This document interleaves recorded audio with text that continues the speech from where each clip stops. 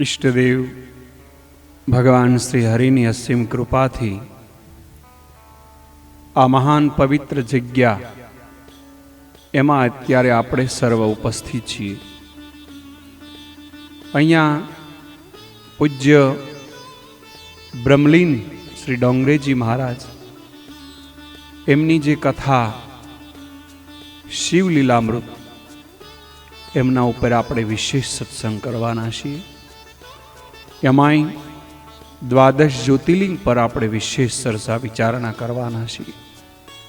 આ મહાન ગ્રંથ પરમ પૂજ્ય સદગુરુ શ્રી ડોંગરેજી મહારાજ એમને શિવલીલામૃતની જે કથા કરેલી એનું સંકલન એમના શબ્દો દ્વારા આપણે રજૂ કરવાના છીએ. અહીંયા ડોંગરેજી મહારાજને આપણે વિશેષ પ્રણામ કરશું, કારણ કે આપણે શ્રીમદ ભાગવતનું જે રહસ્ય એમની કથા આપણે સાંભળી એમાં બધા હરિભક્તોના ખૂબ ફોન આવેલા કે એમની શિવલીલામૃત ઉપર પણ સત્સંગ અમને આપો. તો આપણે વિશેષ આજે આપણે શિવલીલામૃત એમાંય દ્વાદશ જ્યોતિર્લિંગ પર આપણે વિશેષ સત્સંગ કરવાના છીએ. તો વહાલા મિત્રો, બને તેટલો સમય શાંતિ અને મોબાઈલ સ્વિચ ઓફ રાખીને ભગવાનનું સ્મરણ, એમની આરાધના, એમાં વિશેષ સત્સંગમાં આપણો સમય જાય એવા આપણે પ્રયાસો કરીશું. તો હવે આપણે સાંભળીએ ભગવાનનું એક મહાન ગ્રંથ દ્વાદશ જ્યોતિર્લિંગ. એમાં પ્રથમ સૌરાષ્ટ્રે સોમનાથમ છે એમના ઉપર આપણે વિશેષ ચર્ચા વિચારણા કરવાની છે, કારણ કે એ પ્રથમ જ્યોતિર્લિંગ છે. તો હવે આપણે ભગવાન શિવને, ભગવાન શંકર દાદાને આપણે સ્મરણ કરીએ અને હવે આપણે સાંભળીએ દ્વાદશ જ્યોતિર્લિંગની કથા. પરમાત્મા શ્રી કૃષ્ણની ભક્તિમાં મન મુખ્ય છે. ભગવાનની ભક્તિમાં તન અને ધન ગૌણ છે. માનવ ભક્તિ તો કરે છે, પણ તેને ભક્તિમાં આનંદ આવતો નથી. તેથી તે ભક્તિ છોડે છે. ભક્તિમાં આનંદ આવે તો તે ભક્તિ છોડે નહીં. કેટલાક ધનથી, કેટલાક તનથી ભક્તિ કરે છે, પણ જે મનથી ભક્તિ કરે તેને જ આનંદ આવે છે. પ્રેમથી પૂજા કરનારને, ભક્તિ કરનારને કેમ આનંદ ન આવે? ભગવાનનો સ્પર્શ થાય કે આનંદ મળવો જોઈએ. પૂજાના અંતમાં એટલું જ બોલીએ છીએ કે મારું પાપ ગયું, મારું દુઃખ ગયું, હવે હું અનંત રૂપ બન્યો છું. સેવામાં થાક લાગતો નથી. મનમાં એવી શક્તિ છે કે થાક લાગશે નહીં. વ્યવહારનું કોઈ પણ કાર્ય અતિશય પ્રેમથી કરો તો પણ થાક નહીં લાગે. બરફને સ્પર્શ કરનારને જ ઠંડક મળે છે, એમ પરમાત્માને સ્પર્શ કરનારને આનંદ મળે છે. આપણું મન મેલું છે, મન વાસનાથી બગડેલું છે. ભક્તિમાં મોટું વિઘ્ન વાસના કરે છે. સૂક્ષ્મ વાસના હોય તો આનંદ ટકતો નથી. ભક્તિમાં આંખ અને કાન મુખ્ય છે. આ બે પવિત્ર રાખે તે જ ભક્તિ કરી શકે. દેવ પૂજાના પ્રારંભમાં આંખ અને કાનને શુદ્ધ જળ અડાડી શુદ્ધ કરીએ. પહેલા આંખ બગડે, વાસના આંખમાંથી અંદર પ્રવેશ કરે છે. પાપનો આરંભ આંખથી થાય છે. ભક્તિનો પણ આરંભ આંખથી થાય છે. પતન અને ઉન્નતિ બંને આંખથી થાય છે. આંખ બગડ્યા પછી બધું જ બગડે. પ્રથમ રાવણની આંખ બગડી, પછી મન બગડ્યું અને એટલા માટે એમનું જીવન બગડ્યું. વાસનાને આંખ આપશો નહીં. આંખ આપવા લાયક એક ભગવાન ઈશ્વર છે. પૂતના આવી તો બાલકૃષ્ણે આંખ બંધ કરી. જગતને ઉપેક્ષા ભાવથી આંખ આપો. સંસાર ક્ષણ ક્ષણમાં બદલાય છે. સુંદર તો મારા ભગવાન જ છે, તે ધ્યાનમાં રાખી જગતને આંખ આપો. અપેક્ષા દ્રષ્ટિ ઈશ્વરમાં રાખો. વેદમાં ભદ્રેમ કર્ણાભિ શૃણુયામ કહ્યું છે. કોઈ દિવસ ખરાબ શબ્દ મારા કાને ન આવે. ખરાબ ચિત્ર જોયા પછી, ખરાબ શબ્દ સાંભળ્યા પછી મન બગડે છે. વાસના અંદર આવે પછી શક્તિનો વિનાશ કરી બહાર નીકળે છે. સાવધાન થઈને સાત્વિક જીવન ગાળવું જોઈએ. શૂરપંખા શૃંગાર સજીને રામ પાસે આવે. શ્રીરામે એને નજર આપી નથી. રામ તેની સાથે બોલ્યા છે, પણ રામની આંખ તો સીતાની સામે જ છે. પૂતના શૂરપંખા એક જ છે. શૂરપંખા પણ વાસના છે અને તે રામને પતિ થવા કહે છે. જે સંસારમાં આવે છે તેને વાસના મળવા આવે છે. સંસાર માયામય છે. શ્રી સીતાજી પરાભક્તિનું સ્વરૂપ છે. રામે તો સીતામાં નજર રાખી, પણ લોકો બાલકૃષ્ણની ક્યાં નજર રાખે, ક્યાં આંખ રાખે છે. તેથી પૂતના આવી ત્યારે એણે આંખ બંધ રાખી છે. એક ભાવ એવો છે કે શ્રી કૃષ્ણ બાળક છે, પૂતના પરાઈ સ્ત્રી છે. બાળકને તેની બીક લાગે છે. તેથી લાલાએ આંખ બંધ કરી દીધી. સંસારમાં આવ્યા પછી પરમાત્માને પણ લોકો વિષ આપે છે. મીરાને સંસારે વિષ આપ્યો છે. એક ભાવ એવો છે, પૂતના આવી છે. લાલાને સ્ત્રીને મારતા સંકોચ થયો, તેથી લાલાએ આંખ બંધ કરી છે. સ્ત્રી અપરાધ કરે તો પણ સ્ત્રીને મરાય નહીં. જે ઘરમાં સ્ત્રીને મારવામાં આવે ત્યાં દરિદ્રતા આવે છે. પૂતનાને માર્યા વગર છૂટક્યો નથી. લાલો મોં બગાડી આંખ બંધ કરી મારવા ચાહે છે. તેથી પણ આંખ બંધ કરી છે. નીતિ નિયમ એવો છે કે જે એકને મારવાથી સમાજ સુખી થાય, જે અનેકને સુખી કરે તેને મારવામાં, એની હિંસા કરવામાં અહિંસા જ છે. પૂતના વિષ લઈને આવી છે. બાલકૃષ્ણ સમજી ગયા. સ્તનમાં વિષ છે. શિવજી ઝેરના આદિ છે. શિવજીની માથે જ્ઞાનગંગા, તેમને બધું જ ખપે. હું તો માખણ મિશ્રી આરોગનાર. આથી લાલાએ આંખ બંધ કરી. આંખ બંધ કરી લાલાએ શિવને બોલાવ્યા. લાલાએ શિવને કહ્યું, વિષ તમે પીધું, દૂધ મને પીવા દેજો. લાલાએ શિવ સ્મરણ કરવા માટે આંખ બંધ કરી છે. શિવ રામ કૃષ્ણ સે અલગ, પણ તત્વ દ્રષ્ટિએ ત્રણે એક છે. શ્રી કૃષ્ણે શિવ પૂજા છે તો શ્રી રામે પણ શિવ પૂજા કરી છે. વિષ્ણુ સહસ્ત્રમાં શિવ નામ છે. શિવ તે શ્રી કૃષ્ણ છે અને કૃષ્ણ તે શિવ છે. બધાય મહાપુરુષોએ ભગવાન શંકરની આરાધના કરી. જે શંકર આરાધના કરે તે વાસનાનું વિષ પસાવી શકે. શિવ કૃપા વિના જીવ વાસના વિનાશ કરી શકતો નથી. કામ બળવાન છે, શત્રુ બળવાન હોય તો શક્તિ વધારવી જોઈએ. ભક્તિથી શક્તિ વધે છે. શંકરનું ધ્યાન કરવું જોઈએ, પૂજા કરવી જોઈએ તો શક્તિ વધે. શિવ સ્વરૂપ મંગળ શ્રેષ્ઠ છે. શિવનું નામ વિશ્વનાથ છે. ભગવાન કૃષ્ણનું નામ જગન્નાથ છે. એક વિશ્વનાથ છે, બીજા જગન્નાથ છે. તત્વથી બંને એક જ છે. સાધુ સંતો સદગુરુ શંકરને માને છે. ભગવાન શંકરે 87 લાખ વર્ષ સુધી સમાધિમાં સતત ભગવાન શ્રી કૃષ્ણનું ધ્યાન કર્યું છે. આ ધ્યાનથી શિવમાં તેજ શક્તિ વધ્યા. શક્તિપુંજ એટલો બધો કે કોઈ શિવના બરાબર દર્શન પૂજા ન કરી શકે. શિવજીએ 12 જગ્યામાં પોતાનું તેજ રાખ્યું છે. તે 12 જ્યોતિર્લિંગ કહેવાય છે. જ્યોતિ એટલે પ્રકાશ, પોતાનું દિવ્ય તેજ એટલે કે પ્રકાશ. શિવજીએ 12 જગ્યાએ પ્રસરાવ્યા. જ્યાં બધું જગત લીન થાય તે લીન. વેદોમાં ભગવાનના 2 સ્વરૂપોની પૂજા છે. એક સાકાર સ્વરૂપ, બીજું નિરાકાર સ્વરૂપ. શાલિગ્રામ ભગવાન નારાયણનું નિરાકાર સ્વરૂપ છે. શિવલિંગ ભગવાન શિવનું નિરાકાર સ્વરૂપ છે. ભગવાન નારાયણ ભગવાન શિવના સાકાર સ્વરૂપની પૂજા પણ થાય છે. સનાતન ધર્મમાં હરિહર પૂજા મુખ્ય છે. હરિ કહેતા ભગવાન વિષ્ણુ અને હર કહેતા ભગવાન શિવ. વૈષ્ણવો માટે શિવ પૂજા અનિવાર્ય છે. શિવ કૃપાથી ભક્તિ, મુક્તિ, સંતતિ, આરોગ્યની પ્રાપ્તિ થાય છે. દેવો, ઋષિઓ, મહાપુરુષો, સંતો શિવ પૂજા કરી મહાન થયા છે. શિવ વાસના રહિત નિષ્કામ શુદ્ધ છે. શિવે કામને બાળ્યો. કામને શિવે ક્રોધ કરી નથી બાળ્યો. શિવ તેજ તેનાથી સહન ન થયું, તેથી તે બળી ગયો છે. શિવ પરમાત્મા છે. ભારતમાં 22 પ્રધાન જ્યોતિર્લિંગ છે. આમ તો અનેક દેવો, ઋષિઓ, સિદ્ધિઓ શિવલિંગ સ્થાપ્યા છે, પરંતુ તેમાંથી 12 જ્યોતિર્લિંગનો મહિમા ઘણો છે. સૌરાષ્ટ્રમાં સોમનાથ મહારાજ બિરાજે છે. ચંદ્રના નાથ શિવ, તેથી સોમનાથ નામ છે. ચિત્રકૂટ મંદાકિનીના કિનારે અત્રિ ઋષિનો આશ્રમ છે.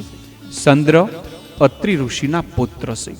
અત્રિ ઋષિના પત્ની અનસુયાની પ્રાર્થનાથી ગંગા ચિત્રકૂટમાં પ્રગટ થયા છે. ઋષિની વૃદ્ધાવસ્થાને લીધે ગંગા માએ કૃપા કરી ગંગા સ્નાનની ઋષિ પત્નીએ સુવિધા કરી આપી. પ્રતિવ્રતા તપસ્વી સ્ત્રીમાં કેવી શક્તિ છે! પોતાના પતિની વૃદ્ધાવસ્થાને ગંગા સ્નાનની ઈચ્છા થતા ગંગા ચિત્રકૂટમાં પ્રગટ થયા. અત્રિ ઋષિ મહાન તપસ્વી, દત્તાત્રેયના પિતા આવા તપસ્વી જ હોય ને. અત્રિ ઋષિ ભક્તિ કરે છે, પણ ભોગ માટે નહીં, ભગવાન માટે. ભોગની નહીં, ભગવાનની માગણી કરો. અત્રિ અનસુયા સતત તપોમય જીવન ગાળે છે. 3 ગુણ સત્વ, રજ, તમસને છોડીને જે સતત બ્રહ્મ સંબંધ જોડી રાખે તે અત્રિ. એમનું નામ છે અત્રિ ઋષિ. તમો ગુણ કુંભકર્ણનું સ્વરૂપ છે. ખૂબ ખાય, ખૂબ સૂવે, જેનો આળસમાં સમય જાય તે તમો ગુણ. રાવણ રજોગુણનું પ્રતીક છે. રાવણ શરીર સુખ, ઇન્દ્રિય સુખ ભોગવવા પાપ કરે. વિભીષણ સત્વગુણનું પ્રધાન છે. સત્વગુણ ત્યાં પરમાત્માનો નિવાસ હોય છે. આ 3 ગુણોથી અત્રિ ઋષિનું જીવન તપમય થયું છે. અત્રિ સતત ભક્તિ કરે છે. ભક્તિથી પ્રસન્ન થઈ એકવાર ચતુર્ભુજ નારાયણ ઋષિ સમક્ષ પ્રગટ થયા. ઋષિને કંઈ માગવાનું કહ્યું. ઋષિએ કહ્યું, મારે કંઈ માગવું નથી. અત્રિ ઋષિની ભક્તિ નિષ્કામ છે. જે કાંઈ માગતો નથી તેને ભગવાન પોતાના સ્વરૂપનું દાન કરે છે. એટલે જ અત્રિ અનસુયાને ત્યાં દત્તાત્રેય રૂપે પ્રગટ થયા. અત્રિના બીજા પુત્ર દુર્વાસા ઋષિ છે. બંનેની વૃદ્ધાવસ્થા છે. દત્તાત્રેય સ્વરૂપ સુપાયું છે. ભોગી જીવોથી યોગી દૂર થાય છે. દત્ત ભગવાનનું સ્વરૂપ છે, પણ સંસારી જીવોને ઉપયોગી નથી. જ્યારે દુર્વાસા ક્રોધી છે. અનસુયાને એવા પુત્રની ઈચ્છા છે જે જગતને સુખી કરે, આહલાદ આપે. સાધુ તે જે બીજાનું કામ સાધે, બીજાને સુધારતા પોતાનું સુધારે તે સાધુ. જગતના સુખનો વિચાર કરે તે સાધુ. અનસુયા જગતનો ઉદ્ધાર કરે એવો પુત્ર જગતના શરણે ધરવાની ઈચ્છા છે. અત્રિ અનસુયાને પુત્ર પ્રાપ્તિ માટે શિવની પ્રાર્થના કરી. તમારું શ્રાદ્ધ કોઈ કરશે એવી આશાનો આ કાળ નથી. લગ્ન પછી વ્યક્તિનો સ્ત્રીમાં એવો મોહ થાય કે માતા પિતાને ઉપકારને તે ભૂલે છે અને શ્રાદ્ધ કરવા નહીં પણ સમાજને સુખી કરવા અત્રિ અનસુયાએ શિવ પાસે પુત્ર માગ્યો છે. વૃદ્ધાવસ્થામાં શિવ પૂજા કરી શિવે પુત્ર આપ્યા. પુત્રનું નામ છે ચંદ્ર. જે બીજાને આહલાદ આપે એટલે કે શીતળતા આપે એનું નામ, જેનું જીવન બીજા માટે છે એનું નામ છે ચંદ્ર. ભૂમિમાં પડેલા બીજમાંથી અંકુર સૂર્ય ઉત્પન્ન કરે. અંકુરમાં રસ ચંદ્ર કિરણોથી આવે. ચંદ્ર રસમય છે. બીજાનું પોષણ કરવાથી બીજાને સુખી કરવાની ભાવના ચંદ્રની છે. જે પરોપકાર માટે જીવે છે તે જ જીવ છે. ચંદ્ર નાના છે ત્યારથી તેજસ્વી સુંદર છે. માતા પિતાના આસાર વિચાર બાળકમાં ઉતર્યા છે. સંસાર સુખી બને, કોઈ ભૂખ્યો ન રહે, દુખી ન રહે. આ માતા પિતાના સંસ્કાર ચંદ્રમાં ઉતર્યા છે. ચંદ્ર તેજસ્વી છે, સર્વહિતકારી છે, કર્તવ્ય પરાયણ છે. ચંદ્રની ઉંમર મોટી થવા સાથે માને તેના લગ્ન કરવાની ઈચ્છા થાય છે. કામ નહીં, ધર્મ પત્ની સાથે લગ્ન કરવા. ચંદ્ર તૈયાર થયા છે. આપણા શાસ્ત્રમાં કન્યાને પિતા કન્યાદાન કરતા કહે છે, વિલાસી જીવન ગાળતા હું મારી કન્યા તને આપતો નથી. કન્યાદાન ધર્મના પાલન માટે થાય છે. સ્ત્રી કામ પત્ની નથી, ધર્મ પત્ની છે. ધર્મ પરમાત્મા દાંપત્યમાં મુખ્ય છે. સ્ત્રી હૃદય સ્નેહ પ્રધાન છે. પુરુષ હૃદયમાં સ્નેહ ઓછો પણ બુદ્ધિ વધુ છે. સ્ત્રી ભોળી છે, બરાબર પરીક્ષા ન કરી શકે એવી હોય છે. કોણ લાયક નહીં તે સ્ત્રી સમજી શકતી નથી. સ્ત્રીમાં સ્નેહ વધુ એટલી બુદ્ધિ નહીં. પુરુષની બુદ્ધિ તીવ્ર હોય છે. બંનેને પરસ્પરની જરૂર છે. સ્નેહ વિવેક ભેગા થાય ત્યાં ભક્તિ થાય. પતિ પત્નીનું લક્ષ્ય એક હોય એવા વિચારવાળી કન્યા ચંદ્ર ઈચ્છે છે. પરોપકાર ચંદ્રનું લક્ષ્ય છે. આ લક્ષ્ય સિદ્ધ કરે, પોતાના કામમાં સાથ આપે એવી કન્યા ચંદ્રને મળે તો લગ્ન કરે. જ્યાં લક્ષ્ય એક હોય ત્યાં ગૃહસ્થાશ્રમ સુખી હોય છે. તન બે મન એક તેને લગ્ન કહે. વેદ મંત્રમાં આવે છે, મારું હૃદય એ તારું હૃદય, તારું હૃદય એ જ મારું હૃદય. ઘરમાં મતભેદ થાય તો કોઈને શાંતિ રહેતી નથી. જ્યાં એકેય ત્યાં ભગવાનની શક્તિ પ્રગટ થાય છે. પતિ પત્ની જ્યાં મનથી એક ત્યાં કાર્ય સિદ્ધ થાય છે. ચંદ્ર કહે છે, દેશ સમાજ પરમાત્માની સેવા તે મારું લક્ષ્ય છે. હું ભોગ પત્ની નહીં, ધર્મ પત્ની માગું છું. માતા અનસૂયાને ચિંતા છે, આવી કન્યા મળે ક્યાંથી? દક્ષ રાજાને ત્યાં અનેક કન્યાઓ છે. આમાં કન્યા રોહિણી શ્રેષ્ઠ છે. રોહિણીએ ચંદ્રના વખાણ સાંભળ્યા છે. સંયોગવશ ચંદ્ર અને રોહિણી પરસ્પર મળે છે. પ્રથમ દર્શનમાં જ બંનેને પ્રેમ થઈ જાય છે. રોહિણી પૂછે છે, તમે કોણ? હું ચંદ્ર. ચંદ્ર પ્રત્યુત્તર આપે છે. રોહિણી કહે છે, હું ચંદ્રને જ શોધું છું. બંને પરસ્પર મળે છે, ઓળખે છે. બંને પરસ્પરને માટે જ નિર્માણ થયેલા એવો ભાવ અનુભવે છે. ચંદ્ર વિવેકથી ત્યાગપૂર્વક સુખ ભોગવવાના વિચારનો છે. તે કહે છે કે ધર્મની મર્યાદામાં રહી વિવેકથી સુખ ભોગવવું જોઈએ. ભોગનું લક્ષ્ય ભોગ નહીં, ભગવાન હોવું જોઈએ. સર્વગુણ સંપન્ન રોહિણીથી ચંદ્રને આનંદ થાય છે. રોહિણી તથા એની 26 બહેનોનું લગ્ન ચંદ્ર સાથે થાય છે. ચંદ્રદેવે લગ્ન પછી 1000 યજ્ઞ કર્યા. પ્રભાસમાં પણ યજ્ઞ કર્યો છે. આપણે ત્યાં સત્કર્મોને જ યજ્ઞ કયા છે. સમાજ સુખી થાય એવું કર્મ એને યજ્ઞ કહેવાય. યજ્ઞ સમાજના કલ્યાણનું સાધન છે. અન્નદાન, જ્ઞાનદાન તથા અન્ય દાનો યજ્ઞમાં છે. પત્ની રોહિણી પ્રતિવ્રતા છે. પતિ કર્મમાં, પતિ ઉત્કર્ષમાં સાથ આપનારી છે. રોહિણીએ યજ્ઞમાં સાથ આપ્યો છે. સત્કર્મમાં રોહિણીનો સાથ છે. તેથી ચંદ્ર તેના પર પ્રસન્ન રહે છે. ચંદ્રનો એના પ્રત્યે વધારે પ્રેમ છે. સતત યજ્ઞો દ્વારા સમાજ સેવાનું ચંદ્રનું લક્ષ્ય છે. પરમાત્મા પ્રસન્ન થાય એવું સારું કાર્ય તે જ યજ્ઞ છે. જો કાર્ય કર્યા પછી મન શાંત થાય, અંદરનો આનંદ પ્રગટે તો માનવાનું કે પ્રભુ પ્રસન્ન છે. કાર્ય કર્યા પછી મન સંચળ બને, ઉદ્વેગ થાય તો માનજો કે પ્રભુ પ્રસન્ન નથી અને સર્વનું કલ્યાણ કરવાનું સાધન યજ્ઞ છે. ચંદ્ર દ્વારા યજ્ઞોથી રોહિણી તો પ્રસન્ન છે, પરંતુ અન્ય પત્નીઓને આ ગમતું નથી. અન્ય પત્નીઓ ચંદ્રને સાથ પણ નથી આપતી. પતિ પત્નીનો સંબંધ ભગવાન પ્રાપ્તિ છે, તે ચંદ્રનું લક્ષ્ય છે. નારાજ થયેલ ચંદ્રની 26 પત્નીઓ પિતા દક્ષને ફરિયાદ કરે છે. દક્ષે ચંદ્રને પોતાની સઘળી કન્યાઓ સાથે સમાનતાથી વર્તવા, સદવર્તન કરવાનું કહ્યું. દક્ષે ચંદ્રને ઠપકો આપ્યો. ચંદ્રે કહ્યું, આપની આ કન્યાઓ મને સત્કર્મમાં પણ સાથ આપતી નથી, તેમની સત્કર્મમાં પ્રીતિ નથી. આવી પત્નીઓમાં હું પ્રેમ કેવી રીતે રાખું? દક્ષ તો કન્યાના પિતા હતા. દક્ષનો કન્યાઓ પ્રતિ પ્રેમ હતો. દક્ષ વ્યાકુળ હતા. દક્ષને ચંદ્રની વાત ગમી નહીં. દક્ષે ચંદ્રને શ્રાપ આપ્યો. ચંદ્રને ક્ષય થશે. ક્ષય રોગોનો રાજા છે. ચંદ્રને ક્ષય થયો. ક્ષયવાળો વધુ જીવી શકતો નથી. પિતાએ આવો ભયંકર શાપ આપ્યો. તેથી 26 પત્નીઓને દુઃખ થયું.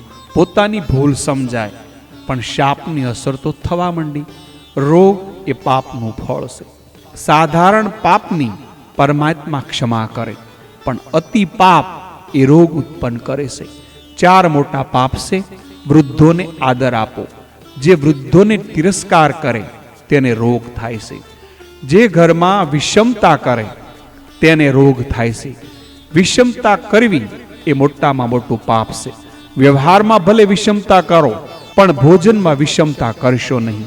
ભોજનમાં વિષમતા કરે તેને રોગ થાય છે. જે વચનનો ભંગ કરે છે, લગ્નમાં ધર્મ, અર્થ, કામ, મોક્ષમાં સાથ આપવાનું વચન ન પાળનારને રોગ થાય છે. છેલ્લે ભોગની મર્યાદા વટે ત્યારે રોગ જરૂર થાય છે. ચંદ્રને શાપને કારણે ક્ષય થયો. ચંદ્ર દુખી, તેથી જગત દુખી. અન્નનો રસ ગયો, શીતળતા ગઈ, સમાજમાં શુષ્કતા વ્યાપી ગઈ. રોહિણી પતિને દુઃખમાં સાથ આપે છે. બ્રહ્મલોકમાં પતિ સાથે રોહિણી ગઈ છે. બ્રહ્મદેવે શાપ મુક્તિ માટે શિવજીને આરાધના કરવા માટે કહ્યું. રોહિણીની માગણી પોતાના પતિ શાપ મુક્ત થાય, સુખી થાય, પતિનો રોગ પોતાનો થાય એવી છે. ચંદ્ર અને રોહિણી પ્રભાસ ક્ષેત્રમાં શંકરનું ધ્યાન, ભજન, કીર્તન કરે છે. કીર્તનથી, શિવ સ્મરણથી જે સ્વરૂપ પ્રગટ થયું તે જ ભગવાન સોમનાથ. સોમચંદ્રના આંતરનાથથી નાથ શિવ પ્રગટ થયા છે. તેથી સોમનાથ એવું નામ પડ્યું છે. શિવ કૃપાથી ચંદ્રનો ક્ષય ગયો. 15 દિવસ ક્ષય, 15 દિવસ વૃદ્ધિ.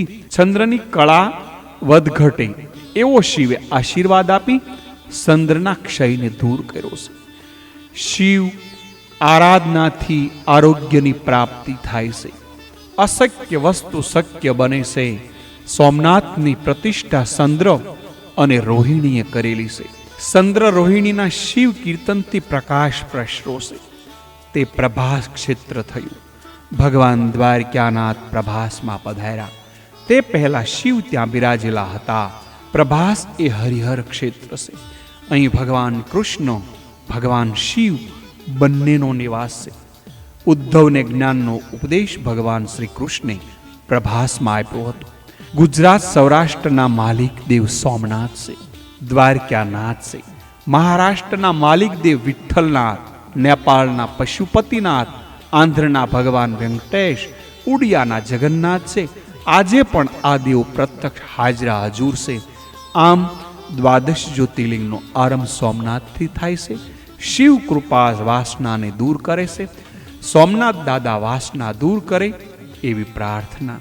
અહીંયા આપણે ભગવાન સોમનાથ દાદાનું પ્રથમ ચરિત્ર અહીંયા આપણે કહ્યું.